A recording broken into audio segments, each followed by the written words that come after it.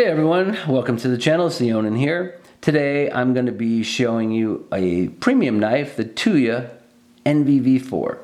This is S90V flat grind, Wharncliffe in satin, full tie scales, frame lock with a steel insert, ceramic ball bearings, copper infused inlays, milled tie scales, milled pocket clip, 3.5 inches of usable bine edge, scale length of 4.5 inches, tip to tail of 7 3/4, weight of 3.85 ounces. This is an Apex Group pass-around knife. Let me jump in with what I like. The look and feel of this knife overall is really good. It's a really super keen looking knife. I love Wharncliffe blades. I love the swage on the front. It's a satin blade, but it's not a big, thick bellied blade or a really large real estate blade, so it doesn't, the smudges aren't too bad. It has S90V steel that should hold an edge for a long time, a good working edge. It is snappy. It has a fairly strong, very nice, well-tuned detent, not too weak, not too strong, and the knife is fairly fidgety. Fires right out there, and because of the bearings and stuff, it drops shut really nice. I dig that for sure. The inlays on the knife are both really gorgeous looking on both sides. The knife carries decent in your pocket. It's not super thick, but there is an issue with carrying it, and I will get to that later on when I get to my issues or dislikes. It does handle well in your hand. I did do some minor cutting with it. Again, it is an Apex-less knife, so they don't like us to do any real heavy cutting with it, but I did make a few cuts through some cardboard, paper, and just to kind of see how it cuts, and it feels pretty good in the hand. I find myself most commonly putting my finger here when I'm doing pull cuts. I did do a few pinch cuts on the knife just to see how it felt. And then I gave it a little light stropping, but it's S90V, so it's not really going to lose an edge very fast at all. That again, I totally think it's a good cutter in terms of the type of blade style that it has, and obviously the thickness of the blade itself. Are there any issues or dislikes with the knife? Actually, there's a few.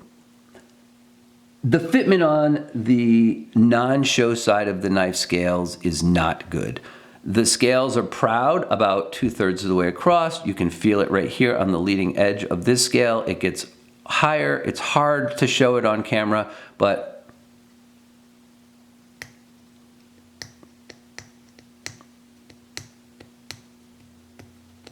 almost all the way to the back. And it is, I would say, a 1/16th, maybe a little less than a 1/16th of an inch raised up. You can kind of see it here, but this whole scale is raised up. You can't press it down. It's not an issue of the adhesive, maybe being soft there or not having been bonded well.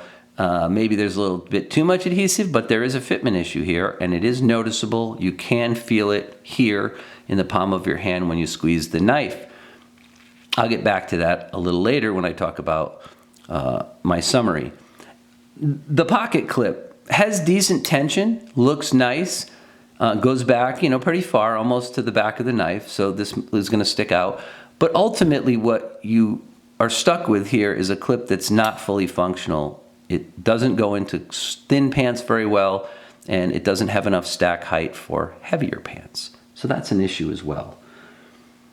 It leaves you wishing that you had a little bit more depth there for sure. And then finally, the jimping on the knife seems like it should have been placed a little bit more up here forward of the thumb stud. I would have liked to seen the jimping extended out another, say, 1/3 to maybe 1/2 inch this way. Would have made it feel a lot more positive right there. Let me do a size comp for you. Here it is next to a TRM Atom. Atom's a little bigger, but definitely thinner.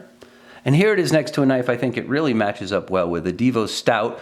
They're in the same price range and have similar finishes. The Stout has impeccable fit and finish. The Tuya, this one at least, not so much. So let me summarize for you real quick.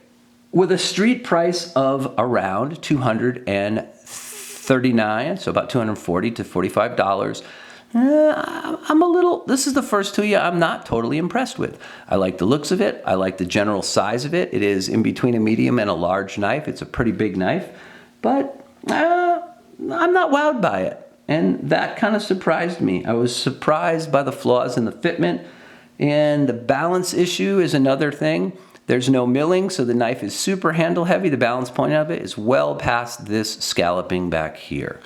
So with those kind of issues in mind, I'm trying to give you as honest of a review as I can, but there you go, folks. There is the Tuya NV-V4 in copper carbon fiber. You'll have to decide for yourself whether this is something that you want to spend $240 on. All right, cool knife, but definitely has some flaws. That's all I got for you today, folks. I hope you enjoyed this review. Thanks for watching, and stay sharp.